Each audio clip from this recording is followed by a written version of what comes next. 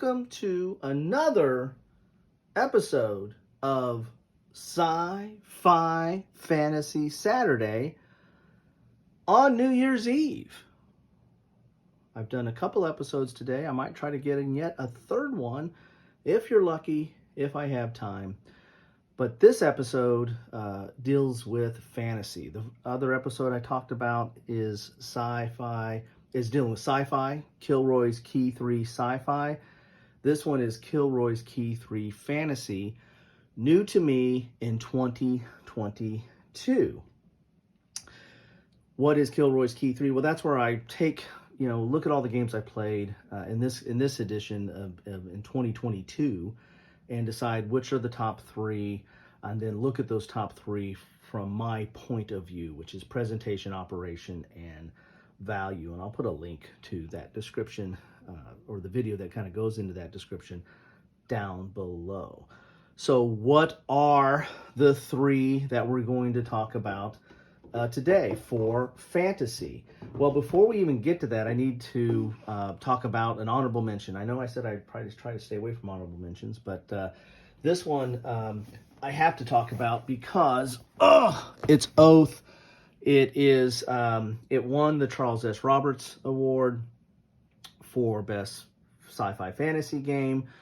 And I've got it, and I'll put a link to it down below where I did an unboxing of this. This is amazing production value. Probably would blow this category out of the water for its production value. However, I just did not get it to the table enough in order for me to really feel comfortable saying, yeah, this is this ranks in the top three. I have a feeling it would rank in the top three, but I just did not get enough play. And that's up to everybody, right? I mean, some people can play a game once and know exactly what they feel. Some people can play half a game and know what they feel. Some people can play a game 10, 20 times and still not have a full appreciation of what that game beholds. And so I just didn't get this enough. So this is an honorable mention, Oath, which is a Charles S. Roberts Award winner. We also have a Charles S. Roberts Award nominee in this category. So quite a year for Kilroy's Key 3 and for Sci-Fi Fantasy.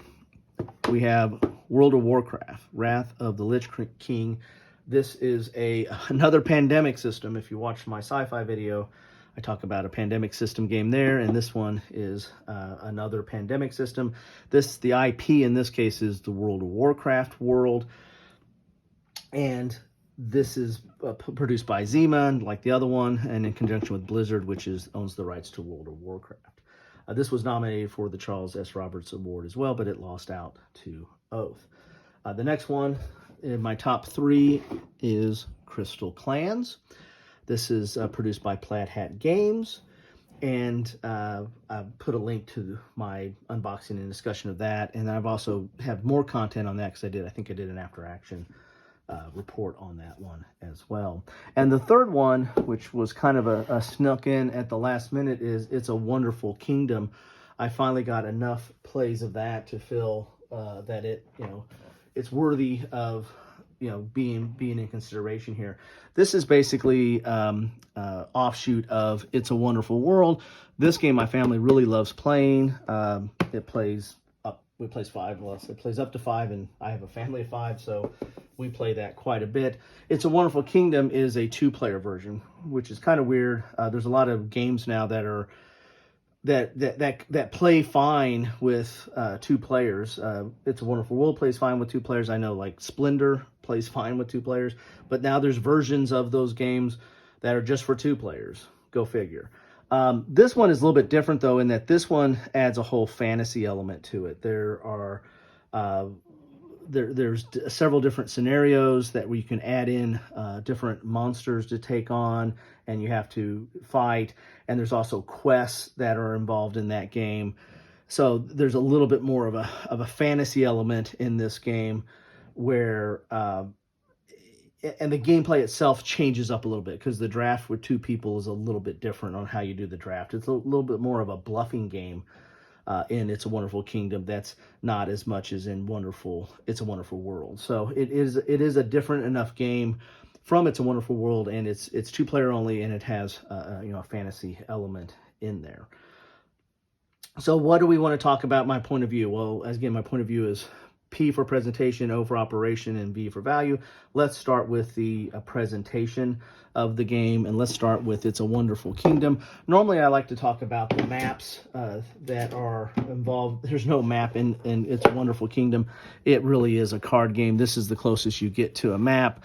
This is the resource board that you have at the in the middle of the board, where it keeps track of the resources that you're going to pull to play the game. Because basically, it's a card drafting game where you are going to be, drafting these cards and getting the resources from them to build your kingdom. You're going to start off with a unique character that gives you resources, and the resources kind of go in order. You'll have a whole round of drafting or selecting the cards. Then you have a round of collecting resources, and then as you're collecting resources, you're building these cards. So this, for example, this one is your base character. You'll always start off with, you're going to get 3 gray and 1 gold, and they go in order. So you'll collect gray first, and then if you build any buildings that will add you purple or yellow or blue, then you want to do that in order. So because purple comes next, you collect any purple resources, gold or yellow, and then blue, and on down. So there are these are actually some of the treasures that you get, or which are new to this game. And there's also calamities, which are new to this game. And then there's the different monsters that you can fight, which again are new to this game. That's a whole new variant that adds a whole different gameplay to this game.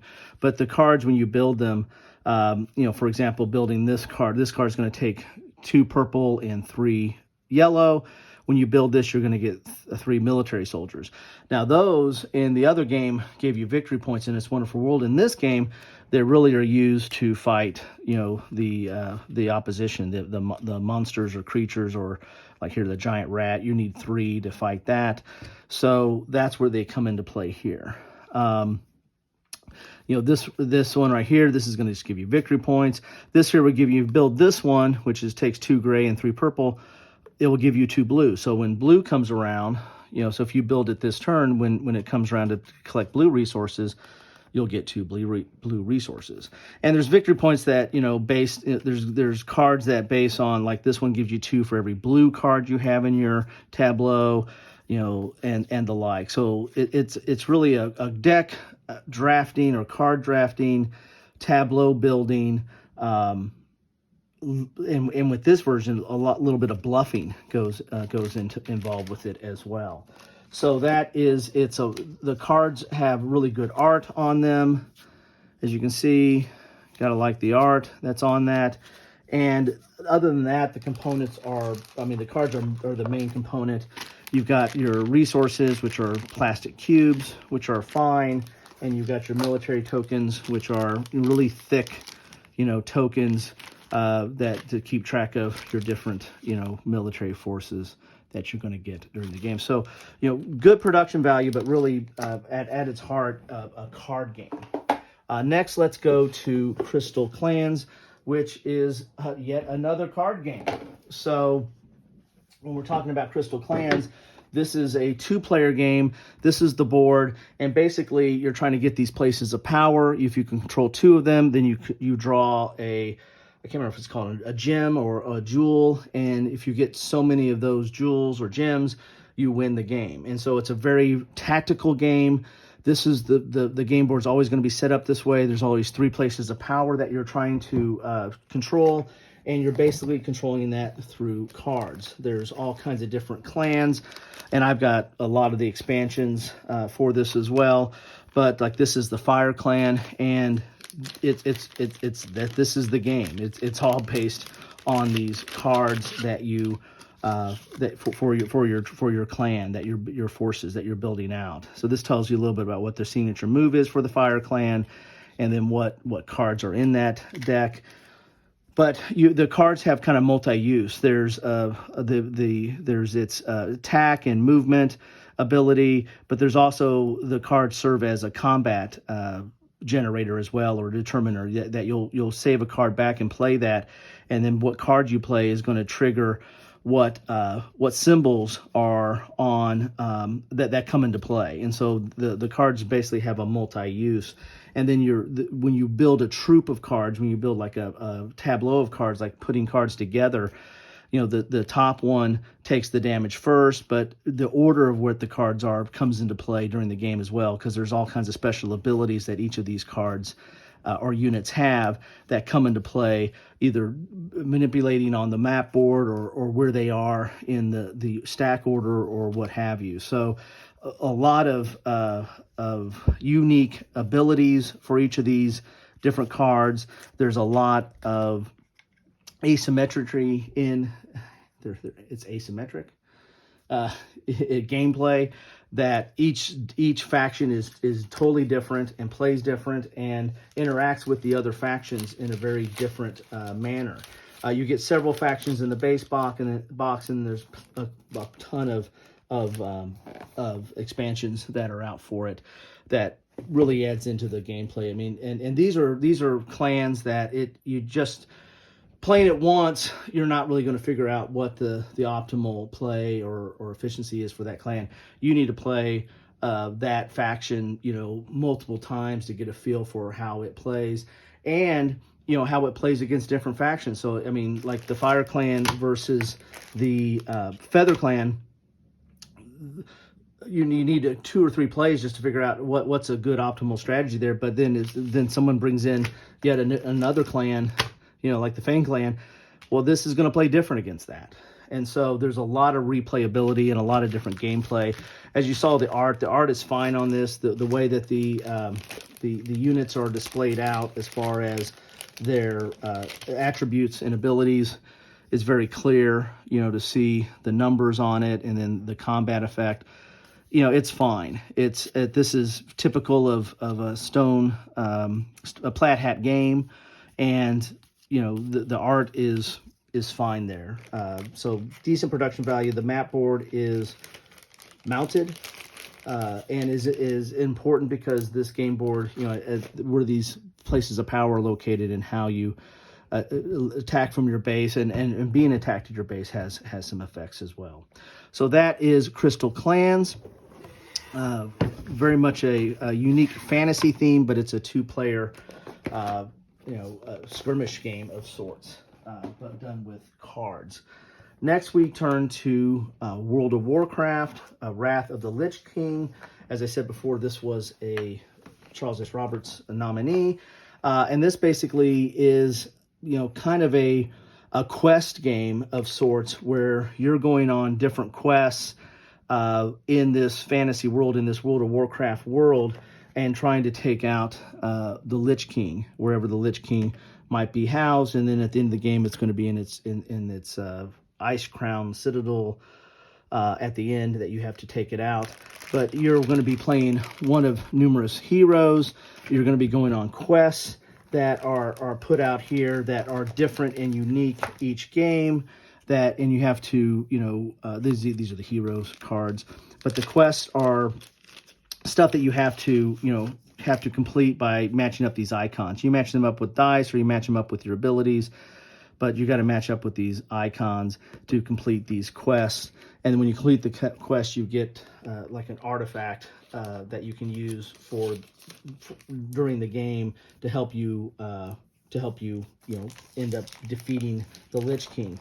During the game, though, you're also fighting off these forces. These are the kind of the minions of the Lich King. And just like in Pandemic, like the virus, as it populates throughout the world, these populate throughout this world, and you kind of have to clear these out. You have to do combat and kind of take these on, fight these off the board, so you can kind of clear a path to perform the quest. These quests that you have to perform are going to be in different locations. It's random kind of setup where these quests are going to be at, so you have to travel to that location. A lot of times you're going to need the help of another hero along with you to do that. Clear some of these guys out, because if they're around, they're going to start doing damage on you, and you can die in this game. You're an individual character that takes damage, and you can die in this game. And it's got the other, the Scourge track and the Despair track, which are similar to some of the tracks that you call differently, but similar to some of the tracks you see in other pandemic games. That's going to ratchet up the threat level, ratchet up, how many locations that you draw a turn to populate the baddies. And one of these tracks, like here, if you get to the end, you lose the game if it goes so far that you lose the game. So production value is really good in this game. You got minis, you got a little plastic. You got these big bad minis. They're a little bit stronger than these small guys and hard to take out. But the main feature is going after the Lich King there.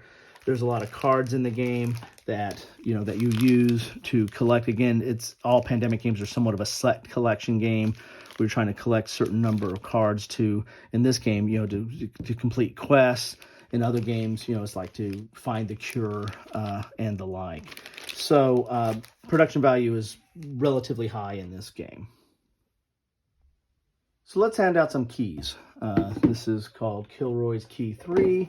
So we need to figure out who gets the keys to the kingdom, so to speak, in Kilroy's Key 3. So first we're looking at production value, and I think in this case I'm going to go with World of Warcraft, not just because it has the minis, it's got more plastic, but it's an overall, I think, a good production value. The mounted board, the way the board's laid out, the cards, the graphics on the cards are all evocative of this theme, and it plays out pretty well.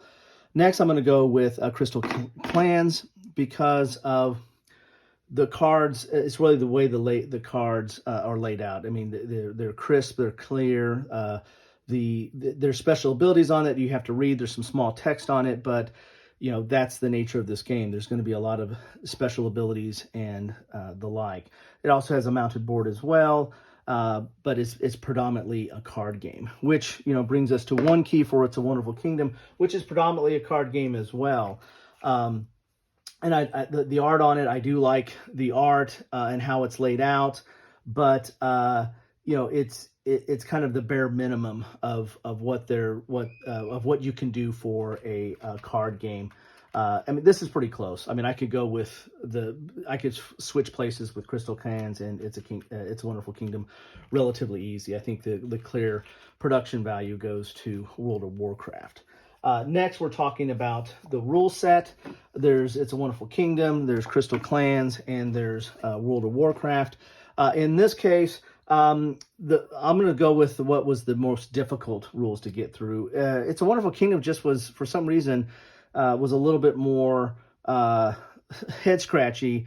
I mean, I played a lot of It's a Wonderful World, and it's really not that different of a game, but the way they laid out and the way they did it modular, it just was a little bit more to figure out how you had to play the game in that regard. So in that respect, I'm going to give it a one key in that regard. Crystal Clans and World of Warcraft. World of Warcraft, again, is a pandemic system, so if you have some familiarity with pandemic, this one's not that hard to pick up, although it is different. This whole quest system is a little bit different than the norm. Crystal Clans, again, is a solid game and a very tactical game. I mean, there's a lot of tactics and strategy that you're having to uncover that's unique to your specific clan, but also in reacting to the special abilities of the clan that you're playing against. I think the rules lay that out fine, but it's probably not as easy to get into as probably World of Warcraft. So I'm going to give it the 2 keys, and I'm going to give 3 keys to World of Warcraft, Wrath of the Lich King. Now we get to value. And value can mean replayability, it could be bang for your buck, it could be fun factor, all those different things. I would say, though, for replayability, Crystal Clans, you have to find somebody that is kind of dedicated to it, that wants to play with you and against you. There's a lot of replayability in that box, because with just in the box alone, there's several factions or clans that have a lot of replayability, but then you add in the expansions, it kind of goes off the charts. But replayability does not, make up for, you have to find somebody that wants to play the game, that understands that faction. This is not something you can solitaire, right? This is something that you have to find an opponent. And in that regard, I'm just going to put that as a 1 because that takes away, whereas in World of Warcraft, it's a little bit easier to teach. A lot more people have familiarity with the pandemic system, plus you can play it solo. It is a cooperative game, so it can be played solo. The same is true for It's a Wonderful Kingdom. It has some of the same aspects of, you have to find somebody that wants to play it, but this one's an easier one to get to play. And it has a solo aspect as well. You can play this game solo, and it's got some nice quests out there that you can play. It comes with 3 different quests that change in the gameplay. It's kind of a modular effect. They did some modular stuff in this game, but it has these quests that you can play as well that adds to the replayability and the gameplay as well. So in that regard, I guess, this is one where I'm probably going to say It's a Wonderful Kingdom is something that I would probably play more and get more value out of, especially if I didn't have It's a Wonderful World. With It's a Wonderful World, it's like, why do I play this? Well, this one has some unique aspects. The monsters, the quest, and the bluffing effect. There's the drafting mechanism here is more of there's kind of a bluff, because you can stick somebody with a calamity, and that's a whole different dynamic in the game, which is going to leave World of Warcraft with 2 keys in that regard. So let's see what the key totals are.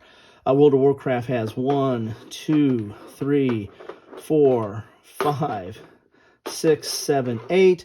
Crystal Clans has 1, 2, 3, 4, 5.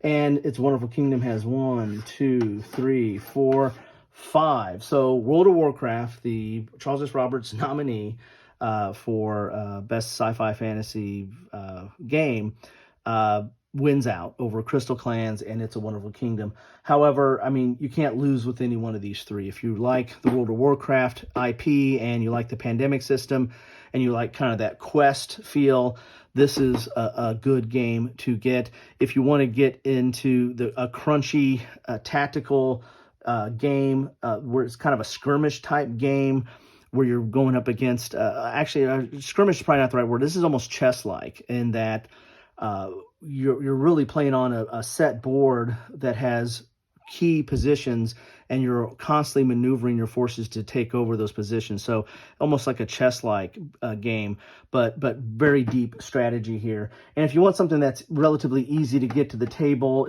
this plays quicker than these other 2. And has a kind of a unique system of resource of deck tableau building, drafting, and resource collection, then this might be the one you want to look at. That's what I have for you today. Thank you for stopping by, especially on New Year's Eve, especially on New Year's Eve of all days. I hope you're getting ready for a big party. I hope you're happy and safe and well and drive carefully. But anyway, that is what I have for you today. Thanks so much for stopping by. Love to know your point of view. Drop them in the comments. Let me know. Have a good one.